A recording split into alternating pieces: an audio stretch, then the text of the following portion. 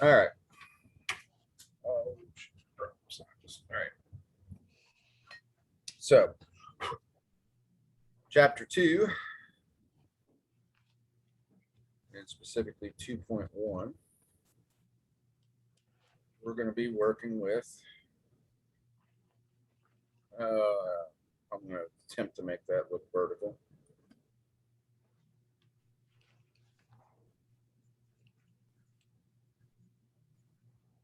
Oh, man. Third time's a charm. Let's try it this way. Wow. Need a ruler. All right. That's going to have to be good enough. So what I'm attempting to draw, poorly, it's got a variety of names. Probably the most popular rectangular coordinate plane. So I would venture to guess at this point you're all familiar with this. Sometimes it's referred to as the XY plane. Its official name is the Cartesian coordinate plane.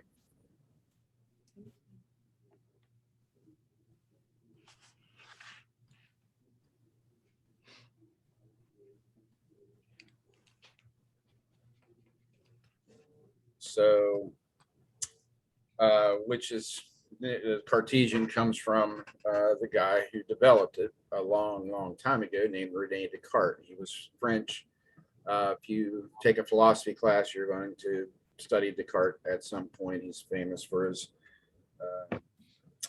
saying, philosophy, I think, therefore I am. But he was a Renaissance man. There's dabbled in music. He was proficient in mathematics, philosophy, so on and so forth. But the concept is real simple: two real number lines intersecting each other at their origin. And it's just a way to divide up the plane. Now, it's not the only way to graph. It's not the only system. Have you ever worked with polar coordinates by chance? Not sure. by name. It doesn't register. So polar coordinate, you have points out in the plane, but they're determined in a different way. And where you would see polar coordinates for the first time is really in a trig course. Oh, then. Yeah, so it involves a distance and an angle to get to a point, as opposed to this, which is we are going to simply have a horizontal direction and a vertical direction. So if I wanted to plot the point 2, 3, I count over 2 and what up 3, and I arrive at that place in space. And the name of that point 2, 3 is what we call an ordered pair. Now, you don't have to call them X and Y, but you can call them whatever you want. Typically, it's X and Y, but it's always ordered. So they come in a particular order. It's a pair of numbers, and we always move the horizontal distance first and then the vertical distance second. If you move negatively, then you're down here. Say you wanted to plot the point to -2, then it would look something like that. So x-axis, y-axis, and then this system divides up the plane into 4 quadrants or spaces, and they are named quadrant 1. So quadrant 1 is where x and y are both positive, and then from there just go counterclockwise: quadrant 2, quadrant 3, and quadrant 4. So if you're on an axis, then you're not in a quadrant, you're on an axis. And if you're on an axis, then one of the coordinates is 0. If you're on the x-axis, y coordinate 0. If you're on the y-axis, the x coordinate 0. So that's kind of the basics of the Cartesian coordinate plane, and that is the system we're going to use to graph functions when we get there. So what we're going to discuss today is simply 2 formulas. So, and I'm going to derive one of them. I'm going to turn the page.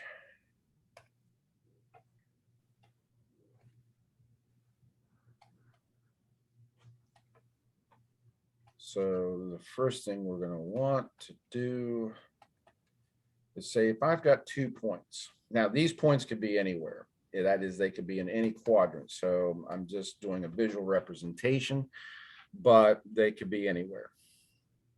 And since they could be anywhere, I've got to give them general names.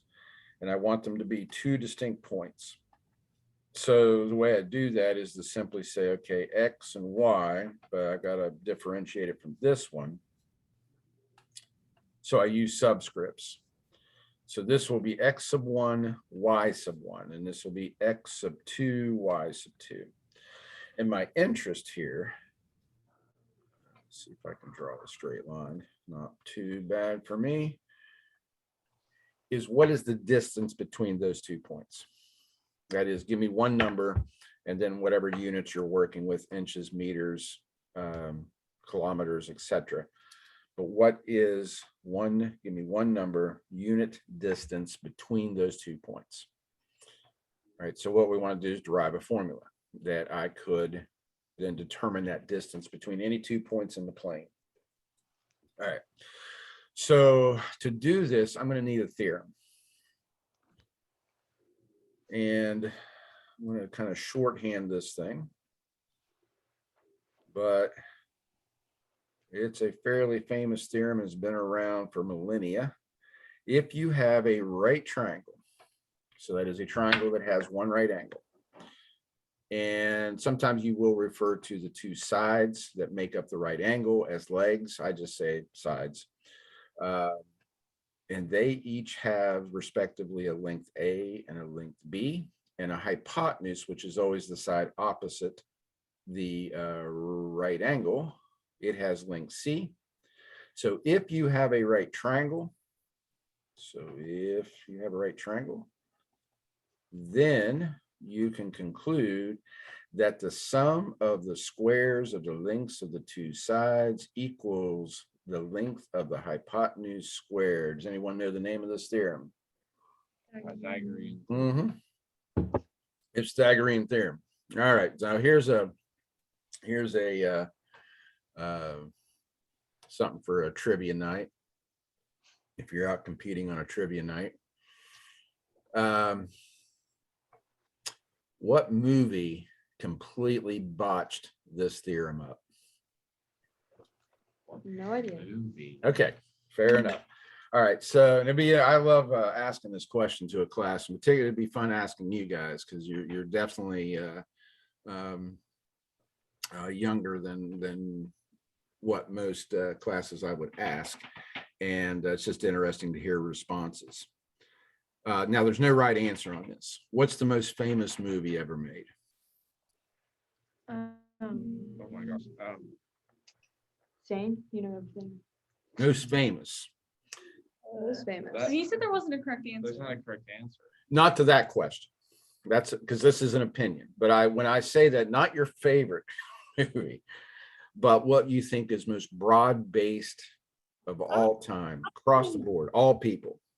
I was thinking Star Wars. Okay, that's a good answer.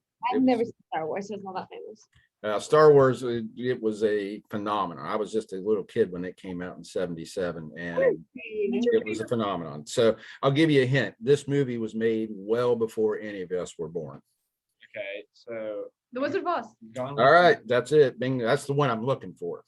Wizard of Oz. Nice. Yeah. The other one that actually gets mentioned a lot in that kind of question is Gone with the Wind, which ironically came out in the same year, so 1939. All right, so Wizard of Oz. At the end of now, how's everybody familiar with the Wizard of Oz? Yes. Yeah. Okay, so at the end of the movie, the wizard gets exposed. He's just a man behind a curtain pulling levers on a machine. Right. But he's a good guy. He's not a bad guy. And he tries to help out the 4 protagonists in the movie. And he goes through and he gives the Tin Man his heart and the lion gets courage. And what did the scarecrow want? A brain. A Brain. brain. He just wanted a brain. So he says, well, I can't give you a brain, but I can give you something else, and it's a diploma. And the wizard gives the scarecrow his diploma, and the scarecrow does this, and he starts saying very intelligent things, right? Yeah. Except he doesn't. So he quotes the Pythagorean theorem. You're So, kidding me. Right, this whole time. and completely gets it wrong. So I would never change it. I love movie mistakes. But if you get on YouTube, just do a search for Scarecrow gets his brain and listen, and it'll go right to that part and listen to it. And it's totally wrong. He doesn't say, because it has to be a right triangle. Has to be. He doesn't say right triangle. He says Oh. isosceles triangle. Yeah, that's Big wrong. mistake. That's What is an isosceles triangle? Isn't that the it one like where they're a all equal? That's equilateral. That's equilateral. Isosceles. Isosceles is, and it's spelled isosceles, and it's two of the sides have the same length. So, Right, I knew that. okay. So yeah, it's just a famous movie mistake. So anyway, we digress. Hollywood. But if we have a right triangle, then we can say this. So what I'm going to do here on this situation is build myself a right triangle. I'm just going to say, okay, there has to be one and on this is geometric theorem. Given a line and a point not on the line, there is one and only one line that is parallel to that given line. So there's got to be one line here going through this point that is parallel to the x-axis. So I'll put it in here. And then there's one and only one line to this point to the y-axis. So I'll do that. So given that this is parallel to the y-axis and this is parallel to the x-axis, that has to be a right angle. It has to be perpendicular. So that would mean that if I could just figure out a way to represent this distance and find a way to represent this distance, and I got a right triangle, I can apply the Pythagorean theorem. And that's what we're going to do. So I'm going to say this distance right here, and then this distance right here. So this was something we discussed last week. Absolute value of the difference of two numbers is just the distance between those two numbers. That is, if I took the absolute value of say 5 minus 3, that would be the same as the absolute value of 3 minus 5. In each case, I would get 2 in that calculation, which is the distance between 3 and 5. So what I have here from here to here would be where, if I kind of went over right here on the y-axis, this would be what y sub 1, and this right here would be y sub 2. So the distance between here and here would be represented absolute value of y sub 2 minus y sub 1. You could write it at absolute value of y sub 1 minus y sub 2. That's irrelevant. You're going to get the same result either way. But this would represent the distance from here to here. So likewise, this would be x sub 2 minus x sub 1. So I've now set up, I've got a right triangle, can apply the Pythagorean theorem. So I could say d squared, the hypotenuse, equals square root of, oops, not yet. Getting ahead of myself. Equals the absolute value of y sub 2. And I could do that. I apologize. Typically we do x first. So that really doesn't matter. Squared. So the absolute value, this distance right here, squared plus absolute value of y sub 2 minus y sub 1 squared. Okay, so first off, looking at these terms right here and here, I can actually just drop the absolute value bars because of the fact I'm squaring. It's what I call mathematically redundant. So I could just write this as d squared equals, and I'll just put parenthesis for quantity, x sub 2 minus x sub 1 all squared plus quantity y sub 2 minus y sub 1 squared. And then we want to isolate d, because that was ultimately what I wanted, the distance between these 2 points. So I'm taking square root of both sides, and that's where the square root comes from. So distance between any 2 points in the plane is equal to the square root of x sub 2 minus x sub 1 quantity squared plus y sub 2 minus y sub 1 quantity squared. Now, typically, normally you would always say take square root of both sides. You would have a plus or minus here, but we're dealing with the distance, which won't be negative. So that's why we don't worry about putting that in there. And we have derived what we call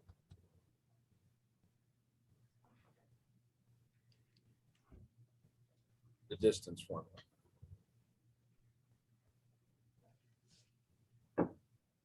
So given any 2 points in the plane, I can figure out what the distance is between them. Let's see. Let me know when I can turn the page. You're good. You're good. Good? Okay. Oh, wait. All right. Okay. Yeah, you're good. So let's just say I had -3, 4, and negative, oh, let's do positive on that one. And 6, -3. All right. Then distance between those 2 points will be the square root of. Now, it's a difference of the x coordinates. Watch your sign. Doesn't matter which way you take the difference, but watch your sign. So if I go 6 minus a -3, there's going to be double negation, then squared. And here I'm going to go 4 minus a -3. You could have, again, switched the order. You're going to get the same result because you're squaring. So that's going to give me square root of, that's going to be 9 squared, which is 81. And this is going to be 7 squared, which is 49. So that's going to give me square root of, it looks like, I believe, 130.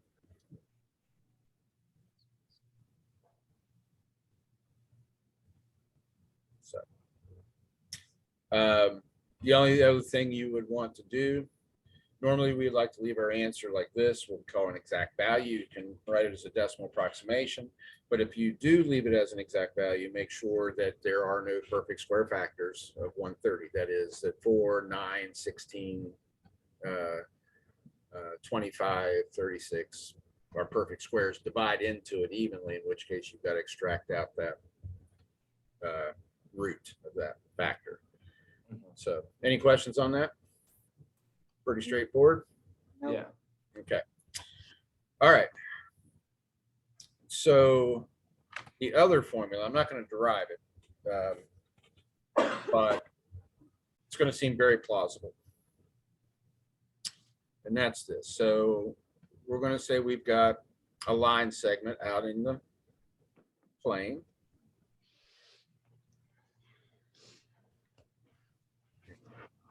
So, and x sub 2, y sub 2. And so these, now these are going to be the endpoints of a line segment.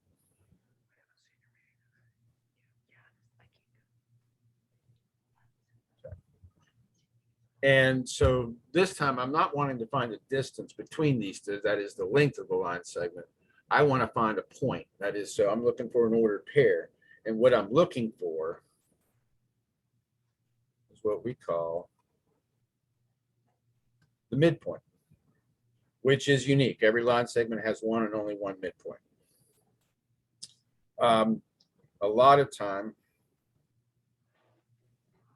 you will pick up a book and this midpoint will be represented with this X, and we read at X bar, Y bar. In statistics, if you put a bar over a variable like that, it means mean, which is the arithmetic average. And it would make sense if I'm trying to find this midpoint.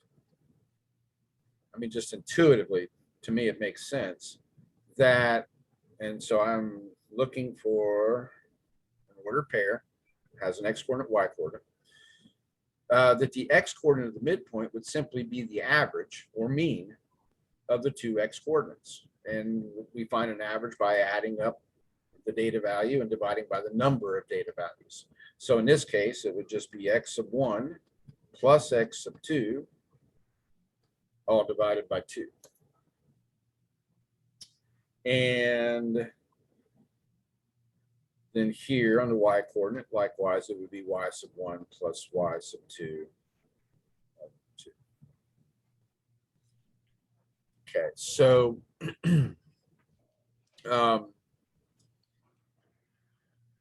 example, what were the two ordered pairs we used to find the -3, 4. -3, 4, and it was 6, -3.